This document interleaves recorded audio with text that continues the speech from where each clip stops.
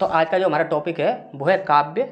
और काव्य के विषय में यदि बात की जाए तो काव्य को हम आज इन डिटेल पढ़ने वाले हैं। आपके एग्जाम में जो प्रश्न पूछे जाते हैं वो कहाँ से पूछे जाते हैं और किन किन बिंदुओं से पूछे जाते हैं, वो सारे ही पॉइंट आज अब देखने वाले हैं।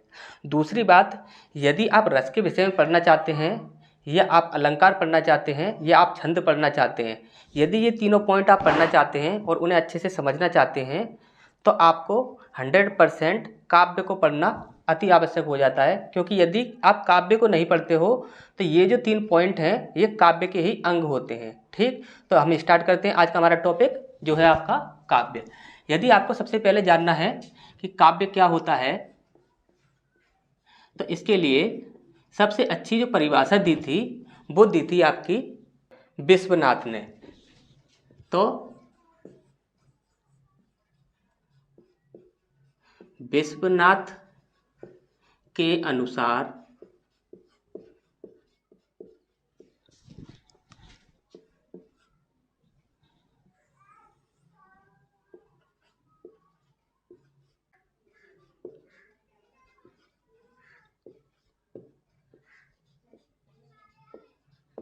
रसयुक्त वाक्य को ही काव्य कहा जाता है। ये परिभाषा आपकी पूछी जा चुकी है कि रसयुक्त वाक्य को क्या कहा जाता है या रसयुक्त वाक्य को काव्य कहा जाता है। तो ये किसने कहा? तो ये कहा था आपका विश्वनाथ जी ने। ठीक, इसके बाद हमें पढ़ना है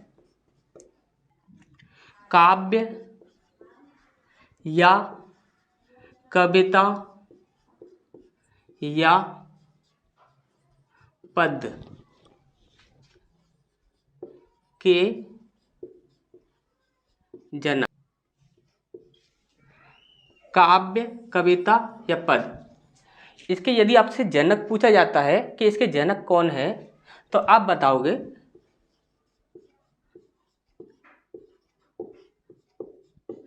भरत मुनि। ठीक, आप क्या बताओगे? भरत मुनि। भरत मुनि जो हैं वो क्या है?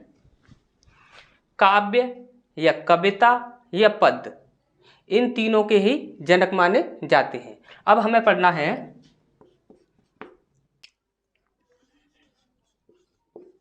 काव्य के अंग। अब यदि आपसे पूछा जाता है कि काव्य के कितने अंग होते हैं तो आप बताओगे 3 होते हैं। ठीक, अब यहां पर सबसे पहला होता है आपका रस।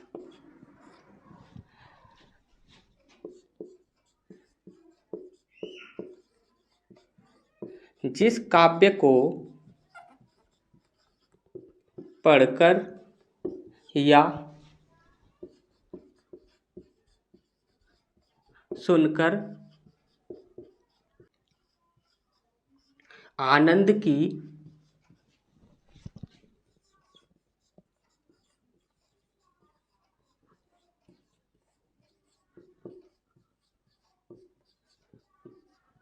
अनुभूति होती है। ठीक, रस क्या होता है? जिस काव्य को पढ़कर या सुनकर आनंद की अनुभूति होती है वह कहलाता है आपका रस। ठीक, इसके बाद आपके 2 पॉइंट और होते हैं, उन्हें पढ़ते हैं, तब तक आप इसका स्क्रीनशॉट ले लीजिए।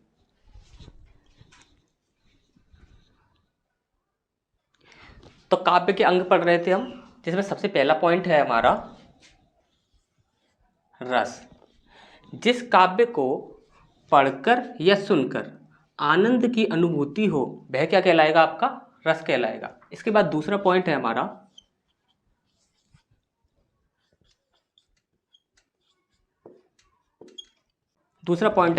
छंद। छंद शब्द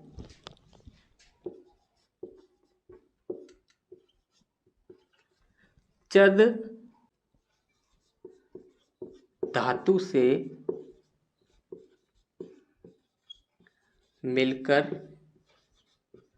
बना है।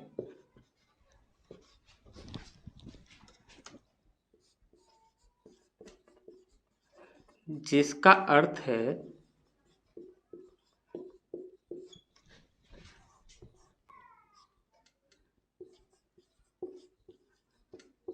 खुश करना।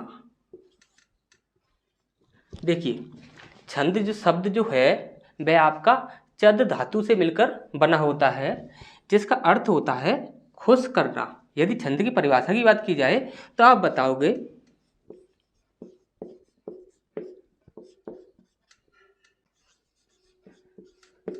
जिस काव्य में वर्णों की संख्या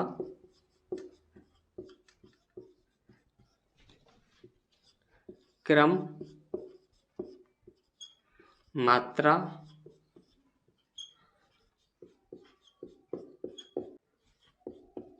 मात्रा गणना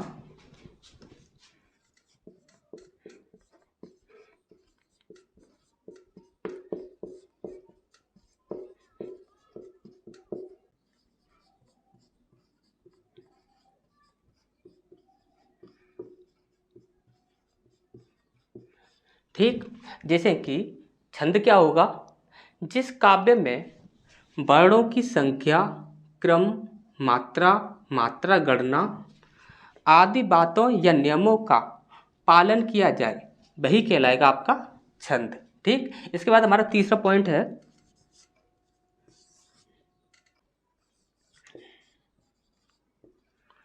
अलंकार। अभी अलंकार क्या होता है, जिस प्रकार स्त्री या पुरुष की शोभा या सुंदरता, जिस प्रकार स्त्री या पुरुष की शोभा या सुंदरता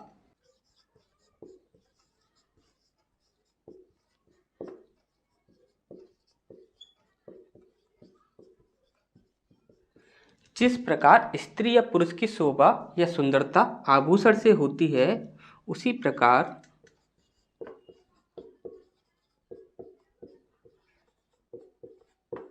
काव्य की शोभा या सुंदरता अलंकार से होती है। जिस प्रकार स्त्री या पुरुष की शोभा या सुंदरता आभूषण से होती है, उसी प्रकार काव्य की शोभा या सुंदरता अलंकार से होती है। अब ये अलंकार क्या होता है तो देखेंगे आप, जो किसी वस्तु को अलंकृत करे वह अलंकार है। ठीक। जो किसी वस्तु को अलंकृत करे वह अलंकार है। इसका मतलब क्या होता है, यदि वस्तु की शोभा बढ़ाए, उसकी सुंदरता बढ़ाए, तब वह क्या कहलाएगा, वह अलंकार कहलाएगा। ठीक। किसी काव्य को आप अलंकार नहीं कहते हो। अलंकार क्या होता है कि काव्य की जो शोभा बढ़ाने वाले जो शब्द होंगे, काव्य की शोभा बढ़ाने वाले जो शब्द होंगे और जो नियमों का पालन किया जाएगा वह कहलाएगा आपका अलंकार। ठीक। तो यहाँ तक आप अच्छे से समझ गए होंगे। इसका आप स्क्रीनशॉट ले लीजिए, फिर हम आगे बढ़ते हैं।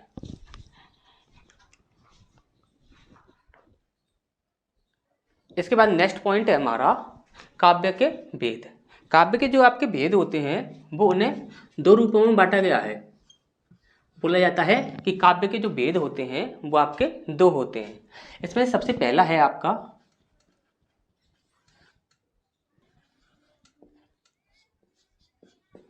इंद्रिय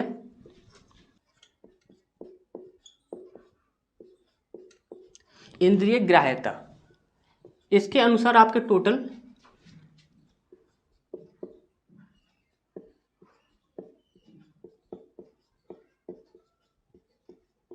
इसके अनुसार आपके दो भेद होते हैं। यहाँ से आपके क्वेश्चन भी पूछे जाते हैं। सबसे पहला है आपका श्रव्य काव्य। श्रव्य काव्य जो होता है जिसे सुना जाता है। श्रव्य काव्य क्या होगा आपका? जिसे सुना जाता है। इसके दो भेद होते हैं। यहां से आपके प्रश्न पूछे जाते हैं।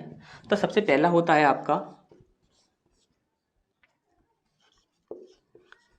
मुक्तक। इसमें आते हैं आपके पाठ्य मुक्तक। दूसरा आता है आपका गेय मुक्तक। ठीक, आपसे पूछा जाएगा पाठ्य मुक्तक या गेय मुक्तक किसका भाग है, तो आप बताओगे ये मुक्तक का भाग है। और किस मुक्तक का भाग है, तो ये आप बताओगे श्रव्य काव्य। ठीक, तो ये चीज आपको अच्छे से याद रखनी है। दूसरा पॉइंट होता है आपका प्रबंध काव्य। ये इसका दूसरा पार्ट होता है। इसमें आते हैं आपके महाकाव्य, खंड काव्य और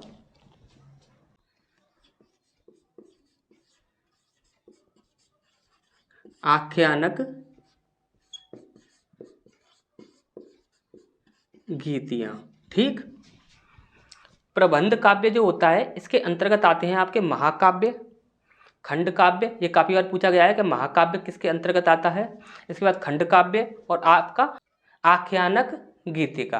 ठीक, सॉरी, आख्यानक गीतियां। ठीक, तो ये चीज आपको अच्छे से समझ आ गई होगी। इसके बाद आपका दूसरा पॉइंट होता है, ठीक, दूसरा पॉइंट होता है आपका दृश्य काव्य।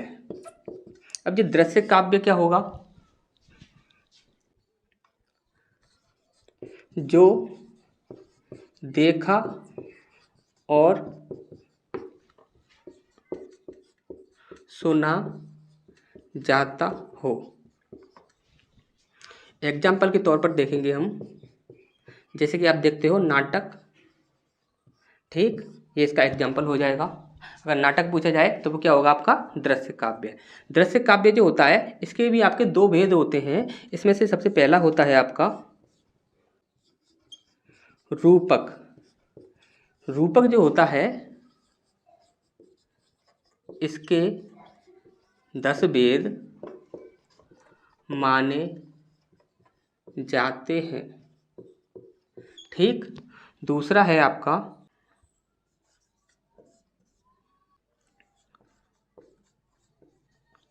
उपरूपक। इसके 3 भेद माने जाते हैं।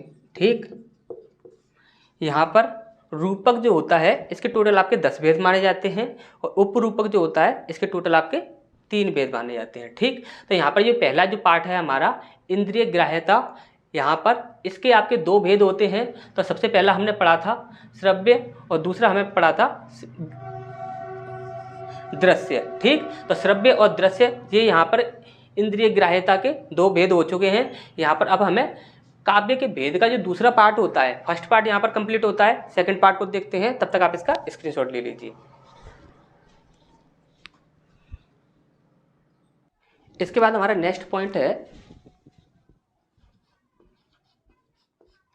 रचना शैली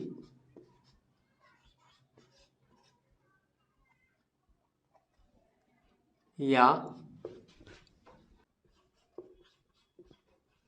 स्वरूप के आधार पर काव्य के भेद। ठीक, रचना शैली या स्वरूप के आधार पर काव्य के भेद। अब यहाँ पर यदि देखा जाए तो यहाँ पर आपके ये टोटल 3 होते हैं, जिसमें से पहला है पद्य काव्य। ठीक, अब ये पद्य काव्य क्या होता है? किसी कथा का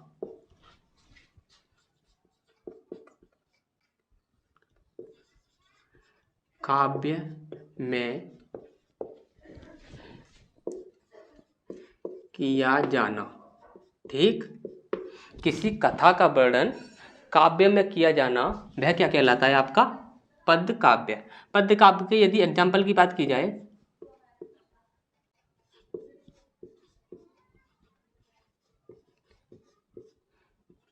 तो आप बताओगे गीतांजलि। गीतांजलि जो है क्या है? पद्य काव्य। अब यदि यहाँ पर देखिए एक क्वेश्चन पूछा जाता है, यहाँ पर एक कोटेशन होती है कि ये किसने दी है, जैसे कि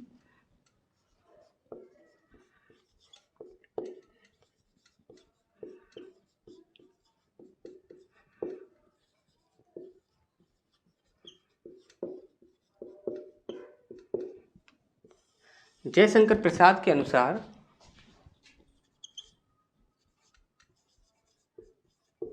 काव्य आत्मा की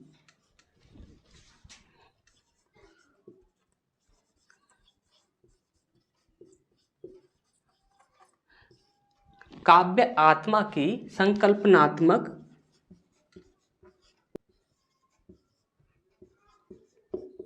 अनुभूति है।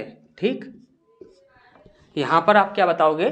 काव्य आत्मा की संकल्पनात्मक अनुभूति है। ये आपसे कोटेशन पूछी जाती है, तब अब बताओगे कि यह जयशंकर प्रसाद ने कहा था। ठीक, इसके बाद दूसरा पॉइंट है हमारा बी, गद्य काव्य। ठीक, अब ये गद्य काव्य क्या होता है? किसी कथा का वर्णन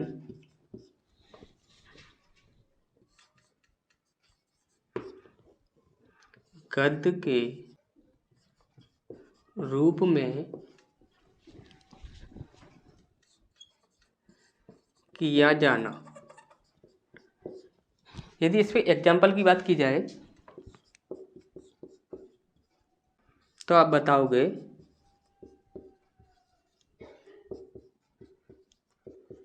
जयशंकर प्रसाद की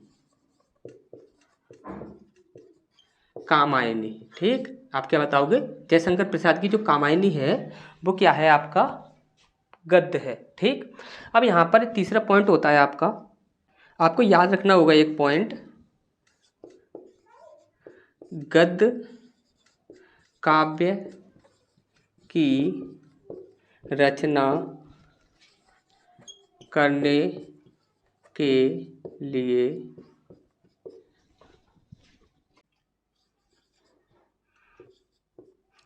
छंद शास्त्र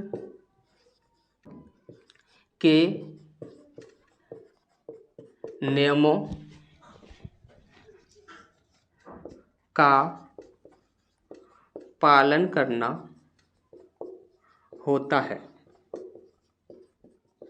देखिए, पद्य काव्य की यदि आप रचना करना चाहते हो तो आपको छंद शास्त्र के नियमों का पालन करना होता है। यदि आपसे डायरेक्टली पूछा जाता है कि छंद शास्त्र के नियमों का पालन किसके अंतर्गत किया जाता है, तो आप बताओगे गद्य काव्य के अंतर्गत। ठीक, यहाँ पर इसका आप तीसरा पॉइंट होता है सी, जो आपका तीसरा भेद होता है, चंपू काव्य। ये सबसे ज़्यादा पूछा जाता है, चंपू काव्य। तो चंपू काव्य क्या होता है? जिस काव्य की रचना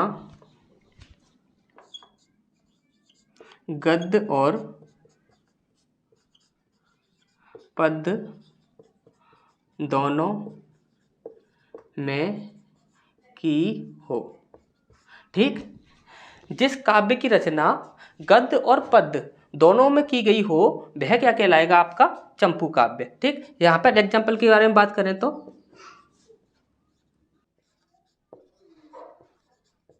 मैथिली शरण गुप्त की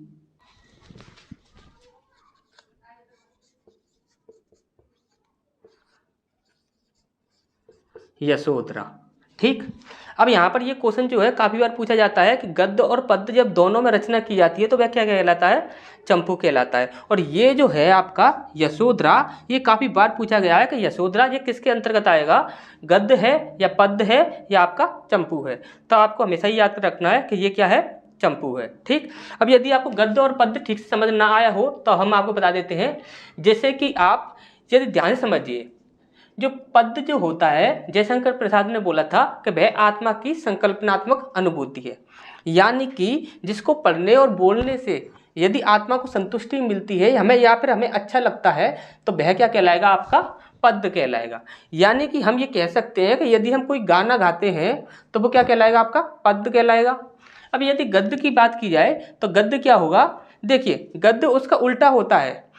जब आप किसी भी बात को पढ़ रहे हो तो आपको सिर्फ ज्ञान मिल रहा है, आप उसमें लय नहीं डाल पा रहे हो, सुर नहीं मिला पा रहे हो, तो वहाँ पर वो कहलाएगा आपका गद्य। जैसे कि किताबें पढ़ना, अखबार पढ़ना, तो ये सारी चीज़ें क्या कहलाएंगी, आपकी गद्य कहलाएंगी। और यदि आप गाना गाते हो या गाना पढ़ते हो या किसी आप छंद या अलंकार को पढ़ते हो तो उस समय यदि आप उसे लय में पढ़ते हो तब वहाँ पर वो क्या कहलाएगा, आपका पद्य कहलाएगा। ठीक, और गद्य क्या कहलाएगा, जिसमें आप लय से नहीं पढ़ोगे, जिसे पढ़ने में आपको मजा नहीं आएगा लेकिन ज्ञान मिलेगा, तो वह कहलाएगा आपका गद्य। ठीक, तो ये चीज़ें आपको अच्छे से समझ आ गई होंगी। यदि किसी प्रकार के यदि कोई भी आपको डाउट है तो आप कमेंट बॉक्स में कमेंट कीजिए, जो भी आपका डाउट होगा वो दूर किया जाएगा। तो मिलते हैं फिर नेक्स्ट क्लास में, जिसमें हमें पढ़ना है अलंकार। ठीक, तो मिलते हैं फिर अलंकार के साथ।